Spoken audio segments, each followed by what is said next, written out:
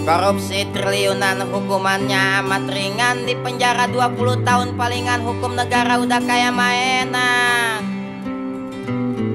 Tambang emas dikeruk, hutan negara digaruk, udah punya banda banyak masih aja pada maruk. Hutang negara makin tinggi, bayar pajak rakyat lagi, pala puyeng sakit gigi, gajian 1 bulan habis dibagi-bagi. Kenapa kabar buruk datang tanpa henti, bikin rakyat sakit hati? Kenapa kabar buruk datang tanpa henti, bikin rakyat sakit hati? Bensin Pertamax dioplos, emas antam dioplos, minyak goreng kita dioplos, peraturan ceplos-ceplos. Terjadi laut dipagerin, perampasan aset dibiarin, suara rakyat nggak didengerin, berbeda pendapat dipenjarain. Hari Selasa kecik ini manggil gambang buat hiburan, jika bangsa kita terus begini bisa-bisa diambang kehancuran.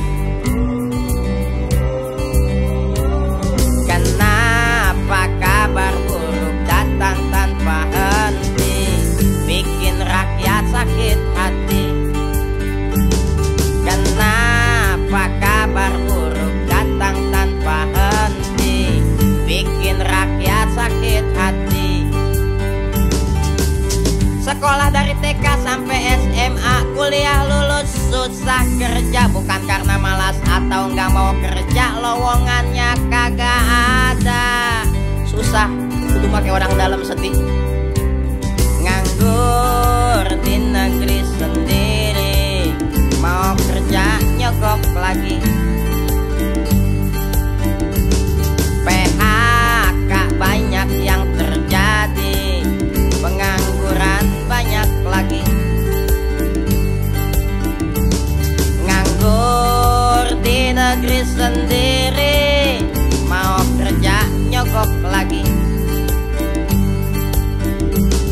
PHK banyak yang terjadi, pengangguran banyak lagi. Kenapa kabar buruk datang tanpa henti, bikin rakyat sakit hati? Kenapa kabar buruk datang tanpa henti, bikin rakyat sakit hati?